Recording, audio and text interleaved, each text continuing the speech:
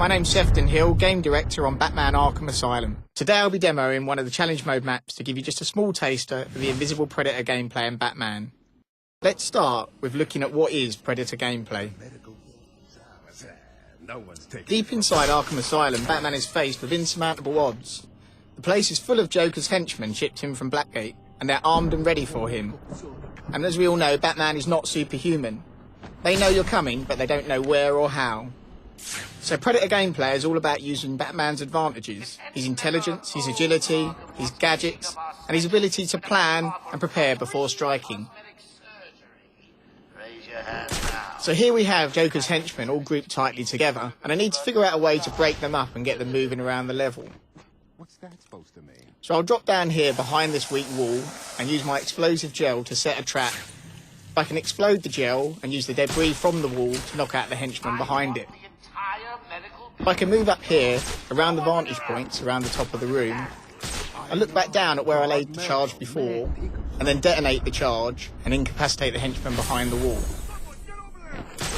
And what you can see immediately happen is the thugs dynamically react to this. So the first thug that gets to the down body calls over his buddies, and they set up a perimeter. Come on, wake up! Damn it, he's a toad! What we're going to see here is an example of the dynamic gameplay. They're going to start searching for me around the room. They don't know where I am, but I could be anywhere.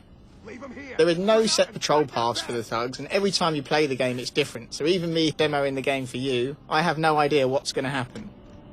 Is anyone feeling a little stressed down there? Your heart racing?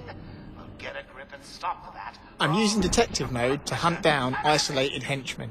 And one good strategic tip here is that it's much easier for the henchmen to jump down than it is for them to climb up. So if you see this henchman on the upper walkway here, he's managed to lose himself from the other guys, and I can pick him off without any of the other henchmen being able to get to me quick enough before I can make my escape. So I'm just checking out where the other henchmen are to make sure there's room enough for me to take him down, and I'll use the batarang here to knock him down.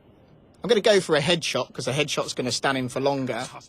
But after I've hit him, I still need to go down there and finish the job off to incapacitate him. So I'll glide down, drop on him, and perform a ground takedown. And then quickly grapple up to a gargoyle to make my escape. Now I've managed to take this guy down without attracting any attention. But Joker's fitted all of his thugs with these suicide collars. Joker's using these to identify when I knock out any of his thugs so he can direct the other thugs to them. So you can see the other thugs have been attracted up to the body, and there's one calling out for the other thugs to establish a perimeter around it.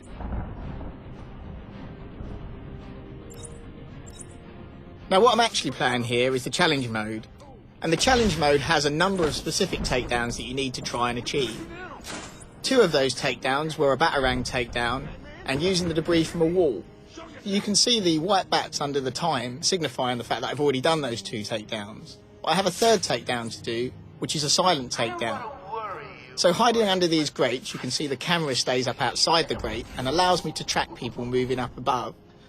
And I'm going to use this to take down this thug here, just a quick look around there to make sure no one else is around. And as he moves past, just come up behind him and take him down silently.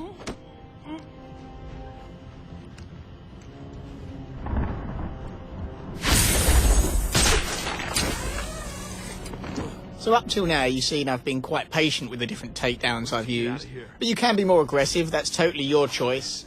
Let's try a more aggressive takedown here. There's a few less of them around so I can be a little bit more confident in the different tactics I'll use. So I'll try a glide takedown here on this guy who's responding to the ground takedown that I've done there. So he's on his way there, you can see the bat icon above his head, it signifies he's in range for the glide kick. I'll just check no one else is around, and then I can drop down, knock him to the ground. That'll only stun him for a while, so I need to move up and finish him off. And then again, grapple back, up and out, because that's a very noisy takedown, the glide kick. It's going to attract people very quickly to it. So it is a dangerous tactic to use, but it's also a very effective tactic to use. So now we're down to just a couple of henchmen left. And when they realise that, you'll see their behaviour starts to change as well as they become more and more terrified.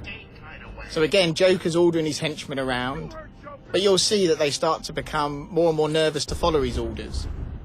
The henchman there's gone up, but the second henchman isn't so keen to follow behind him. And this again is not something that's always predictable, but the way their behaviour changes as you play through means you constantly have to adapt your tactics. What are you doing? I need help! You're on your own, man. Rules have changed. So as they get more and more terrified, the thugs lose their discipline. This does make them harder to track down because they move back and forward. But let's see what happens when I drop right in on him here. I can still use all the combat tactics from the main game and finish him off with a nice combo takedown.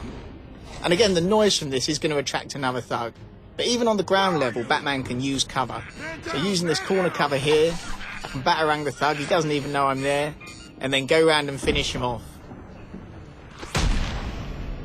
So I hope you enjoyed this brief look at just a few of the Invisible Predator features in Batman Arkham Asylum. What?